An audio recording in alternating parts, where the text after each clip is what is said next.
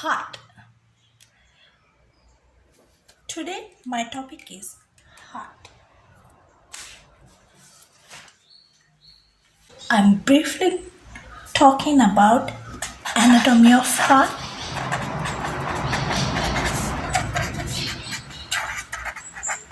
The basic structure of the heart and about the conduction system, how it works.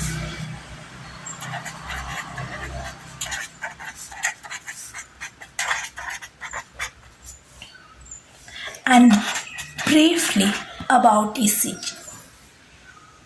Let's move on to the anatomy of heart. Heart consists of 4 chambers, both atriums as well as ventricles. This side of heart is right atrium. This is left atrium. Where this is right ventricle, where this is the left ventricle. The heart muscle, surrounding muscle of the right ventricle is thin than the left ventricle muscle. Let's see how the heart functions with what are the arteries, veins and the chambers contained in the heart. First, the superior vena cava. This is the superior vena cava. And the inferior vena cava.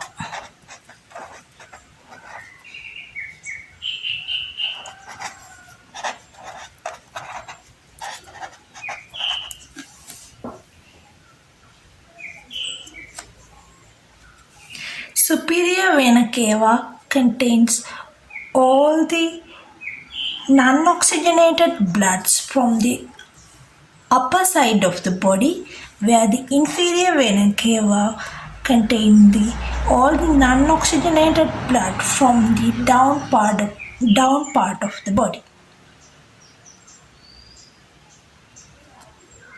Where all this non-oxygenated blood comes to the right atrium. Right atrium contains non-oxygenated blood from all over the body.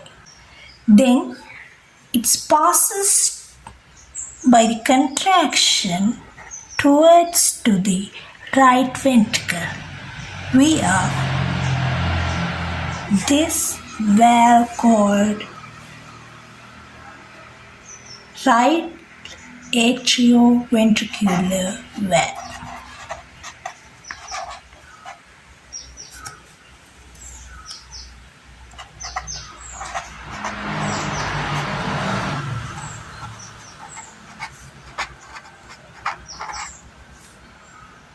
We also call this valve as tricuspid valve.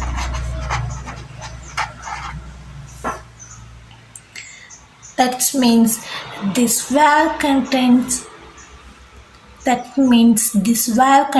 tricuspids.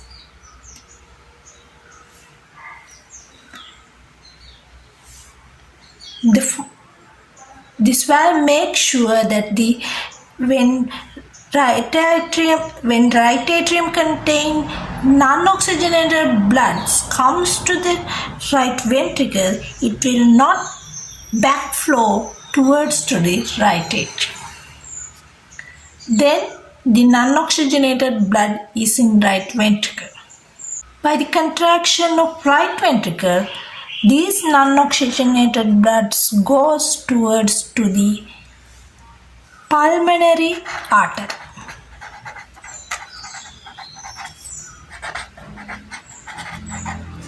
This is the pulmonary artery and it divides into right pulmonary artery and the left pulmonary artery towards to the right lung as well as to the left lung. Here also there is a valve called pulmonary valve or the semilunar valve.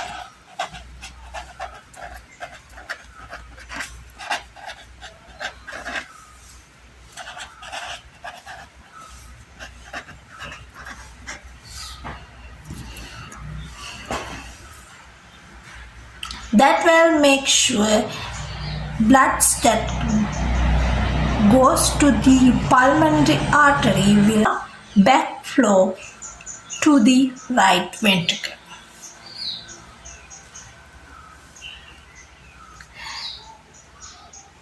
In heart, this is in our body, this is the only artery that contains non-oxygenated blood.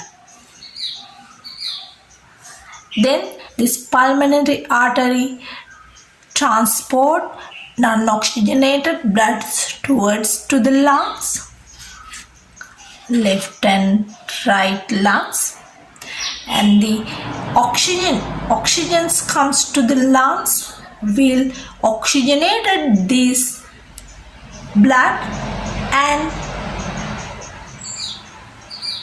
it will retransport into the left atrium. We are these pulmonary veins.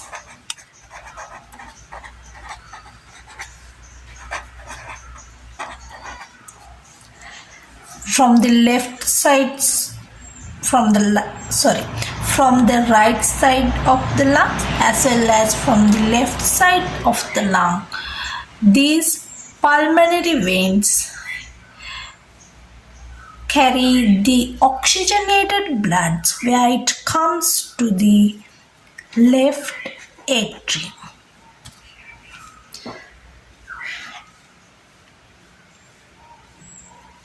Also, in our body,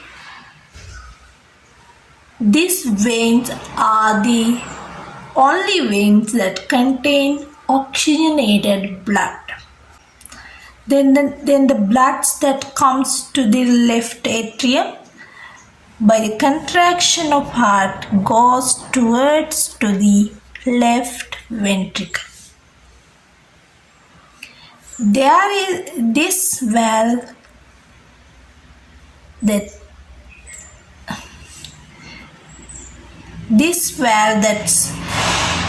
in between left atrium as well as left ventricle is called left atrioventricular valve or the mitral valve.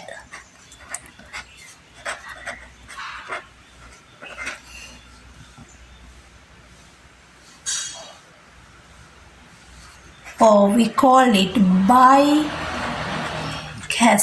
valve, where it only contains bicuspid.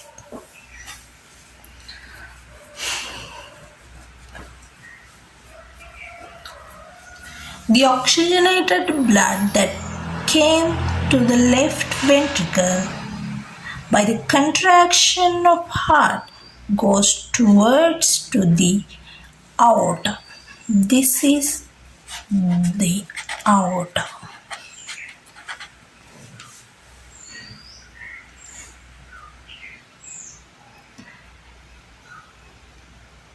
The entrance of aorta also have a valve. The entrance of aorta also have a valve to make sure the bloods will not backflow to the ventricle.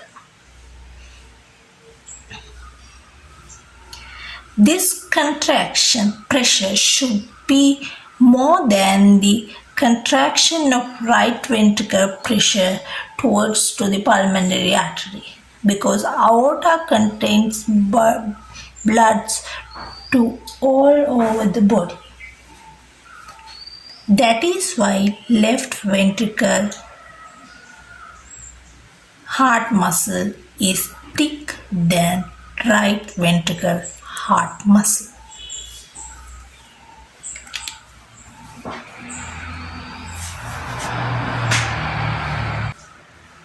There is a valve in between left ventricle and the aorta to make sure it will make sure that blood will not backflow.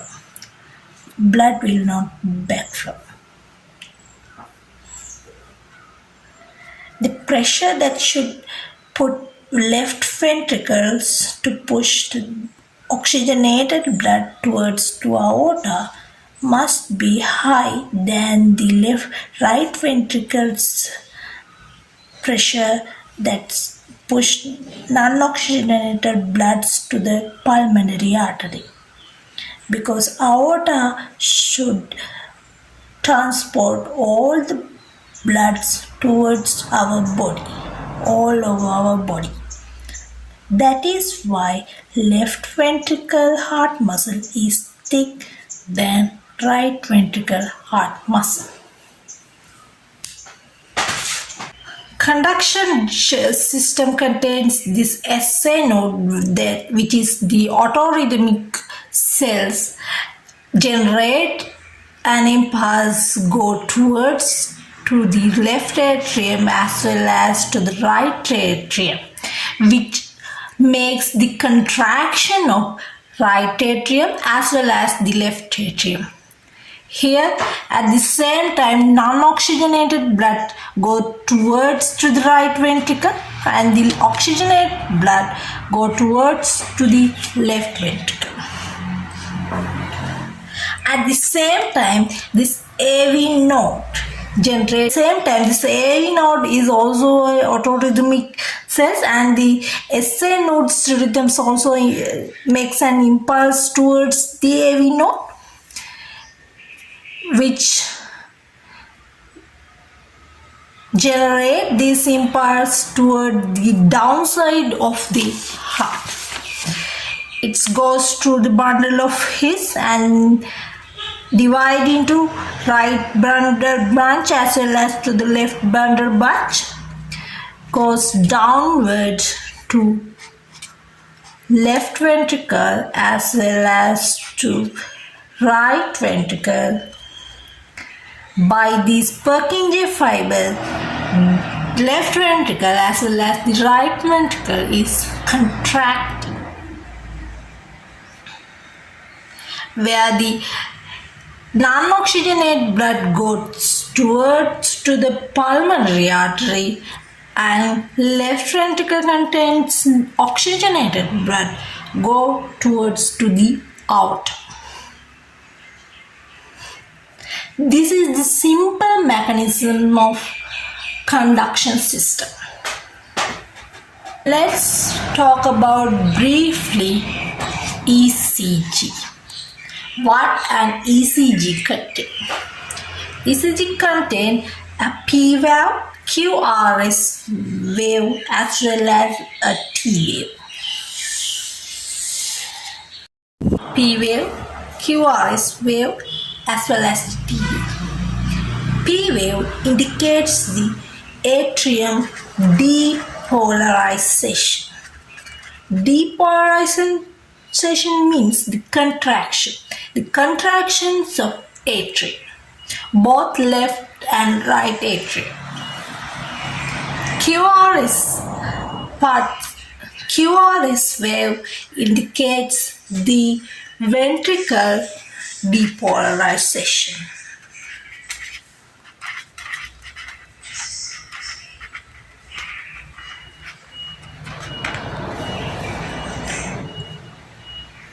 The T wave indicates ventricle repolarization.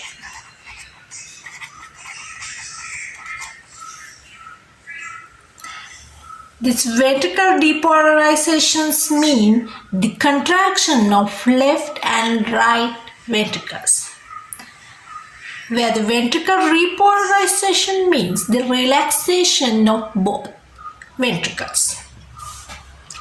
Now you may wonder, where is the atrium repolarization? Which means the relaxation of atriums.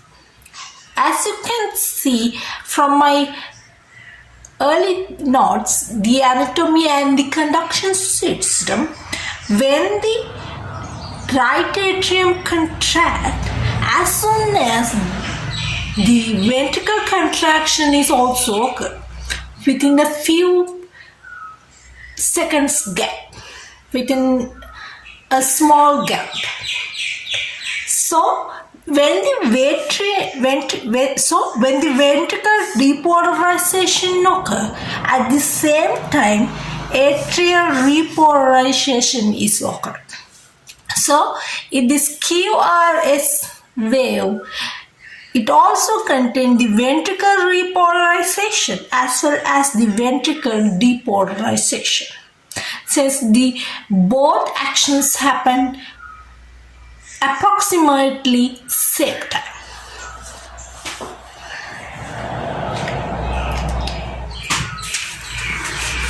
Okay, that's all about the heart, friends. Let's talk about drugs used in cardiovascular system from another episode.